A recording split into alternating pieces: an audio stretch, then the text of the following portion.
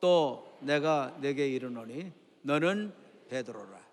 내가 이 반석 위에 내 교회를 세우리니 음부의 권세가 이기지 못하리라. 아멘. 아멘. 여러분, 이 본문 말씀에 어느 부분, 그 단어 속에 공동체라고 하는 말이 담겨져 있을까요? 네? 네, 교회. 내 교회를 세우리니 그랬죠. 여러분, 이 교회라는 말이 곧 무슨 뜻을 갖고 있다고 말씀드렸나요? 불려진 공동체, 에클레시아라고 그랬죠. 에클레시아. 한번 따라서 해봅니다. 에클레시아. 에클레시아. 외우기 아주 쉽죠? 어떻게 하면 외울 수 있다고요? 애가 크려면 시야를 해야 되잖아요. 그러니까 에클레시아, 아주 외우기 쉬워요. 그런데 여러분, 이 에클레시아라는 말은 불려진 공동체, 불려진 집단. 어디에서 불려졌다는 걸까요? 죄악에서 불려졌어요. 어디에서 불려졌어요? 사단의 속박에서 불려졌어요. 영원한 죽음에서 불려졌어요. 영원한 저주에서 불려졌어요. 영원한 절망에서 불려졌어요. 흑암에서 불려졌어요. 빛으로 불려졌어요. 의로움으로 불려졌어요. 하나님의 백성으로 불려졌어요. 하나님의 나라로 불려졌어요. 생명의 세계로 불려졌어요. 불려진 집단, 불려진 공동체.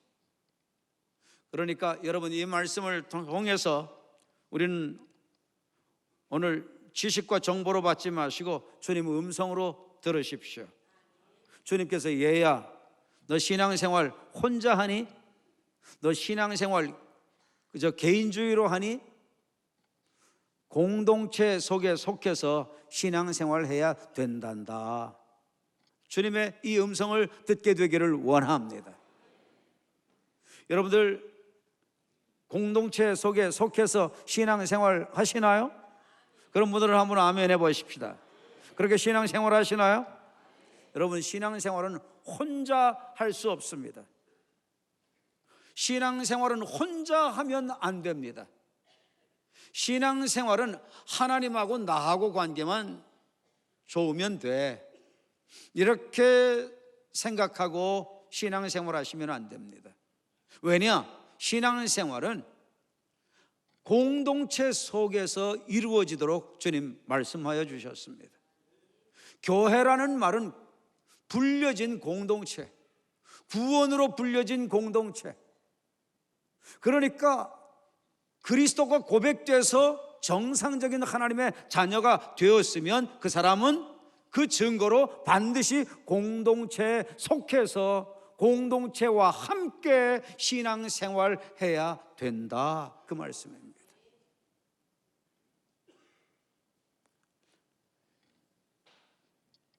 예수님께서 공생의 사역 3년 6개월, 3년 반 동안 전 인류 구원을 위한 사역을 본격적으로 하셨죠. 이것을 예수님이 공생의 사역을 하셨다, 이렇게 말을 해요. 이 3년 반 동안 주님께서 공생의 사역을 하실 때 가장 집중해서 사역하신 게 두 가지가 있습니다. 여러분, 그 두 가지가 뭔 줄 아십니까? 3년 반 동안 이 두 가지만 거의 집중하고 몰두하셨어요. 그게 뭘까요? 첫째는 복음입니다. 가시는 곳곳마다 뭐 했죠? 하나님 나라 복음 전했습니다. 이 동네에서도 저 동네에서도 하나님 나라 복음 전하셨습니다. 하나님 나라 복음 이외에는 다른 것 하지 않으셨습니다. 다른 모든 것은 하나님 나라 복음 때문에 전하신 것이고 사역하신 겁니다. 그 다음에 두 번째는 뭘까요? 두 번째는 뭔가 하면 공동체 사역입니다. 공동체 사역. 예수님께서 이 땅에 오셔서 모든 사람들을 위한 영적인 복음의 사역을 공개적으로 시작하실 때 주님이 최초로 하신 게 뭘까요? 제자 공동체 세우는 것이었습니다. 그러니까 오늘 말씀으로 얘기하면 그리스도 고백되면 바로 교회 세우는 교인 되죠. 예수님께서 최초로 하신 사역은 바로 제자 교회 세우는 것이었습니다. 제자 공동체 삼는 것이었습니다.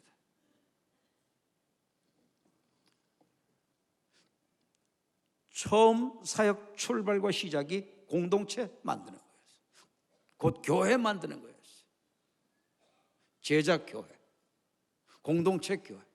그런데 3년 반 동안 사역하실 때도 항상 누가 따라다녔나요? 이 공동체 제자들이 따라다녔습니다.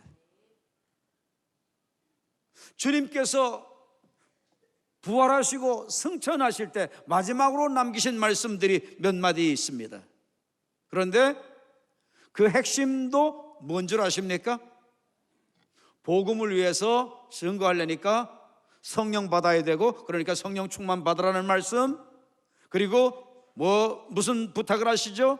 모든 족속을 무엇으로 삼아? 제자로 삼아.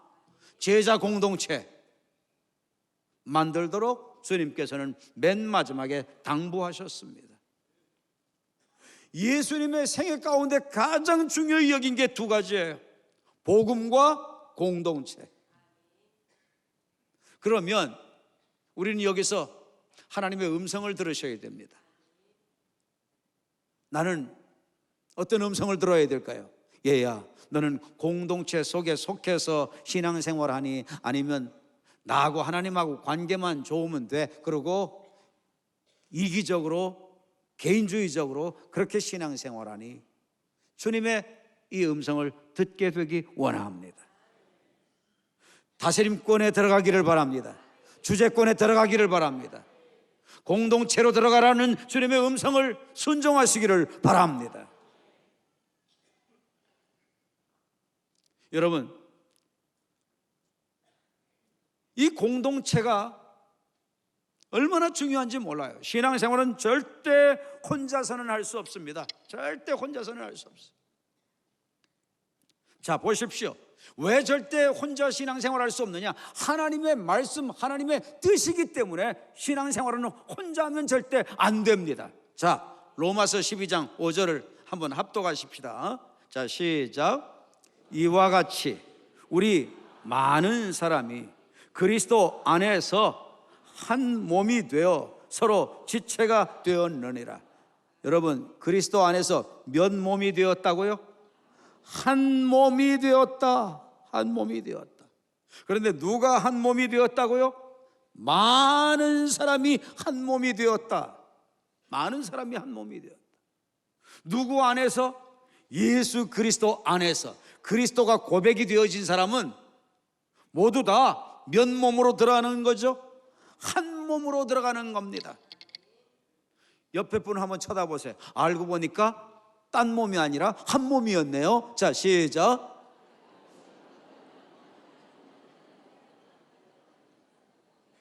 우리가 딴 몸이에요? 딴 몸이에요? 딴 몸, 그러니까 땀이 나는 몸으로 생각하면 안 됩니다. 다른 몸이에요? 아니에요. 몇 몸? 세 몸도 아니에요. 몇 몸? 두 몸도 아니에요. 몇 몸? 한 몸 공동체. 한 몸 공동체. 머리 대신 한 분 예수 그리스도를 주인으로 삼고 거기에 연결된 우리는 한 몸이라는 거예요. 한 몸인데 각기 뭐만 달라요? 몸에 연결되어져서 어떤 사람은 손의 역할, 어떤 사람은 발의 역할, 어떤 사람은 귀의 역할, 어떤 사람은 눈의 역할을 하는 지체만 달라요. 그런데 모든 지체는 다 몇 몸을 위해서 사는 거죠? 한 몸을 위해서 사는 거고, 모든 몸은 예수 그리스도 한 분을 위해서 살아나가는 것이에요. 그렇기 때문에 신앙생활은 절대 몇 몸 되면 안 돼요? 딴 몸 되면 안 돼요. 자, 서로 축복합니다. 신앙생활은 절대 혼자서는 안 됩니다. 이기적으로는 신앙생활할 수 없습니다. 개인주의적으로는 신앙생활 안 됩니다. 나 홀로 신앙은 안 됩니다. 독불장군 신앙은 없습니다. 몇 몸으로 신앙생활 해야 돼요? 한 몸으로 신앙생활 해야 돼요. 아멘. 네. 여러분, 하나 되는 게 얼마나 중요해요. 한번 전도서 4장 9절 10절을 한번 보십시다. 자, 시작. 두 사람이 한 사람보다 나음은 그들이 수고함으로 좋은 상을 얻을 것임이라. 혹시 그들이 넘어지면 하나가 그 동물을 붙들어 어떻게 한다고요? 일으키려니와 홀로 있어 넘어지고 붙들어 일으킬 자가 없는 자에게는 어떻게 된다고요?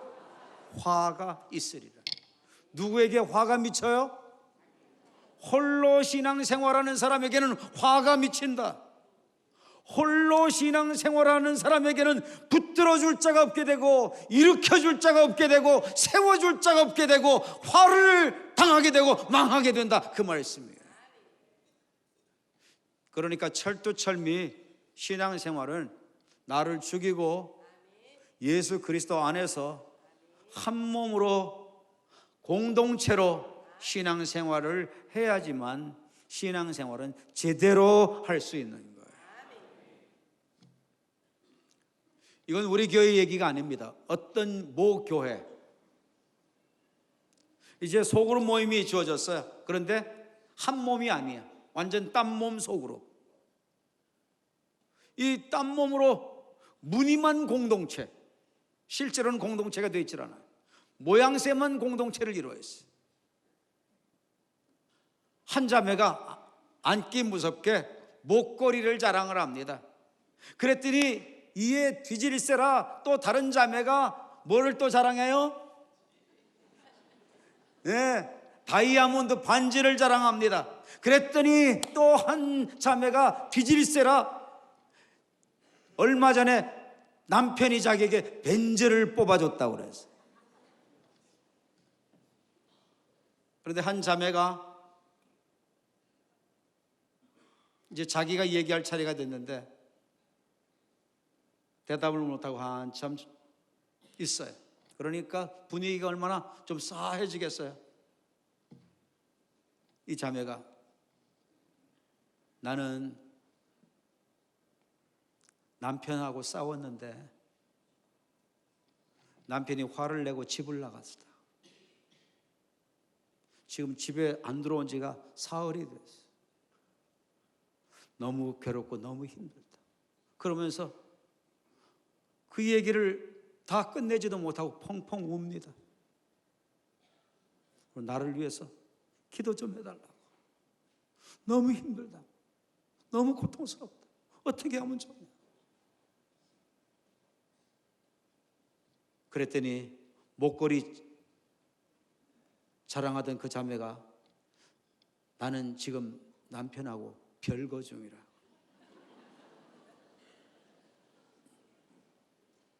그랬더니 반지 자랑하던 그 자매가 나는 얼마 전에 이혼했는데 이 반지가 이혼하면서 이거나 먹고 떨어지라고 해서 줬다.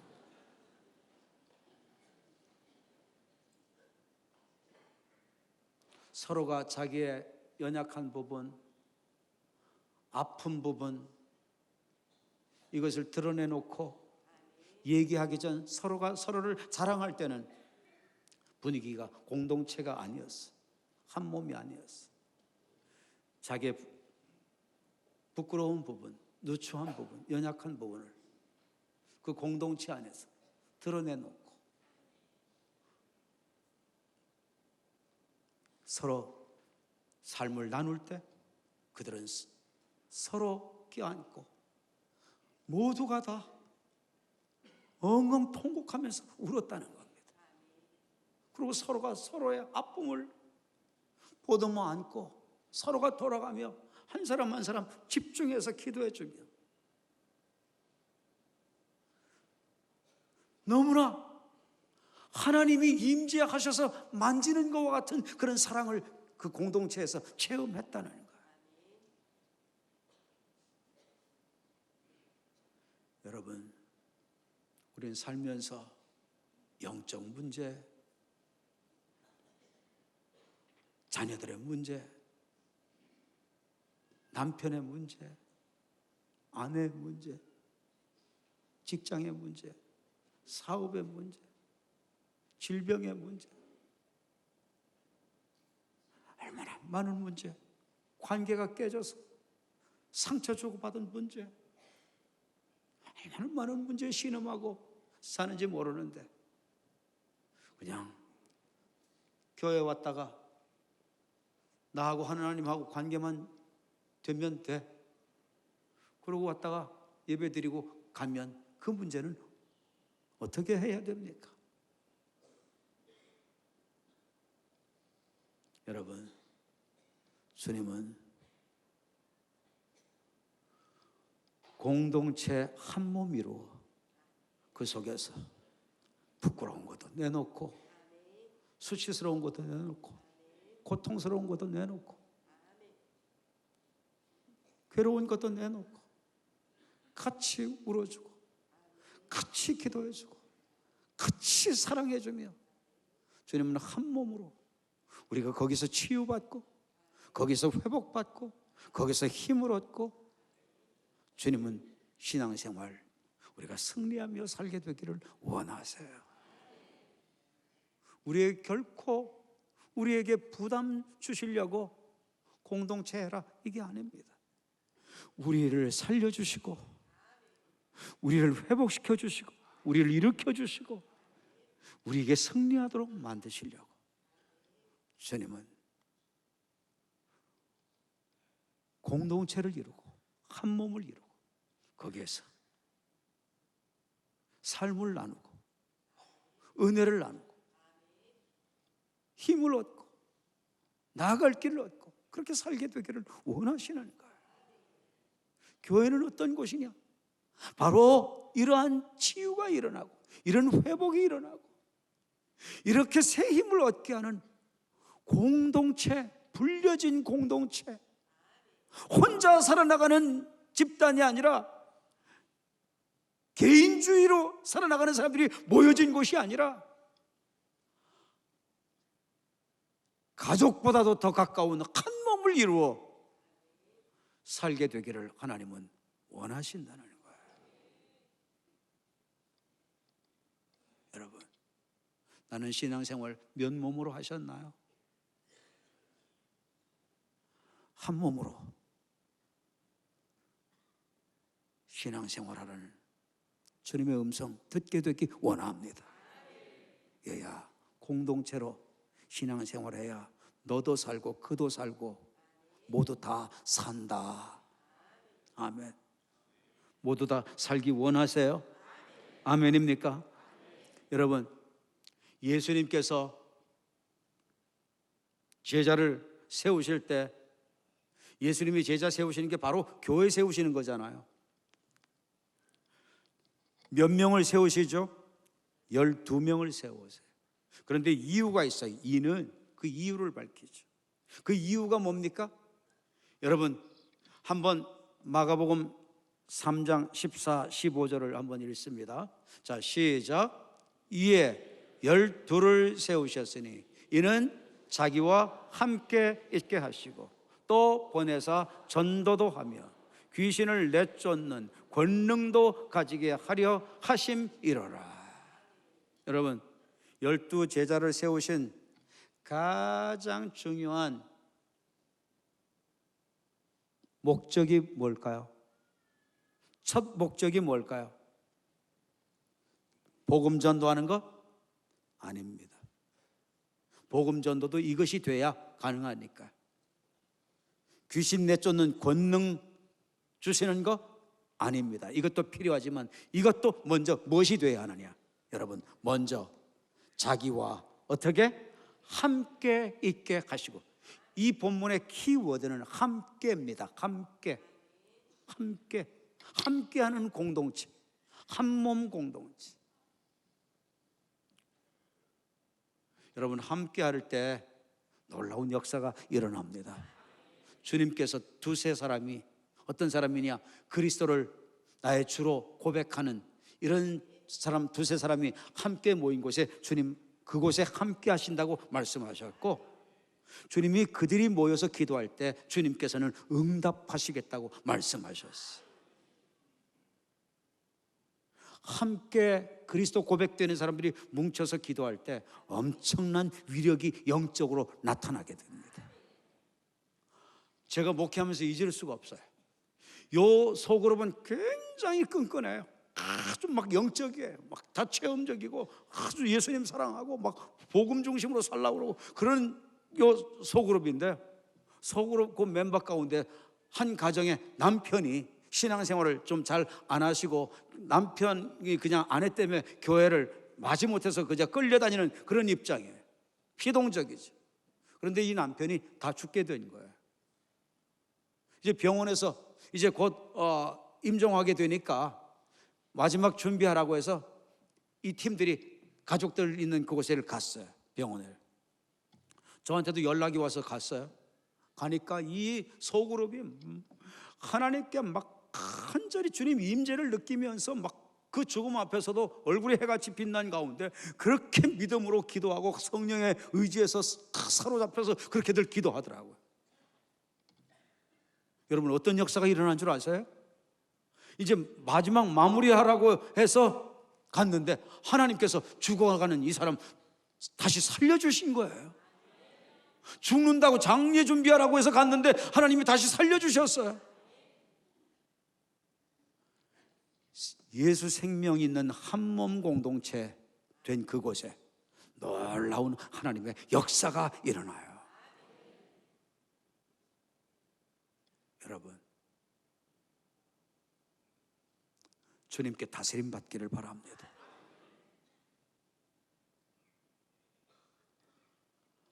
한 몸 되지 아니하면 복음 전하는 사람도 제대로 될 수 없고, 한 몸 되지 아니하면 귀신 쫓는 권능 나타나지도 않습니다. 왜? 기도가 막히게 되어져 있습니다. 먼저 한 몸이 돼야 모든 게 풀어집니다. 그런데요, 여러분, 함께 하려면 벽이 있으면 함께 할 수 있나요? 없나요? 벽이 있으면 함께 할 수 없습니다. 이 장벽을 내려놓아야 됩니다. 나를 가리는 것을 내려놓아야 됩니다. 내가 가리고 있는 것을 내려놓아야 됩니다. 나를 은폐시키는 것을 내려놓아야 됩니다. 나의 가면을 내려놓아야 됩니다. 어떤 분이 저보고 그러더라고요. 목사님은 집에서 사모님하고 싸운 것까지도 얘기하니까 너무 좋습니다. 여러분, 제가 그래서 뭐라고 대답한 줄 알아요? 성경의 말씀을 지식으로 전달하면 그것은 정보로 들어간다. 그런데 내 삶에 쓰러지고 넘어진 부분까지도 그대로 얘기하면 그것은 가슴으로 들어가고 그건 영으로 들어가고 그것은 삶을 바꾼다. 지식과 정보도 필요하지만 가슴의 변화도 필요하다. 여러분, 소그룹에서 나를 투명하게 오픈하고 그리고 서로가 내놓고 서로가 기도의 제목 발견하고 그럴 때 같이 울어줄 수 있고 같이 웃어줄 수 있고 같이 부둥켜 안고 눈물로 기도해 줄 수 있는 거예요.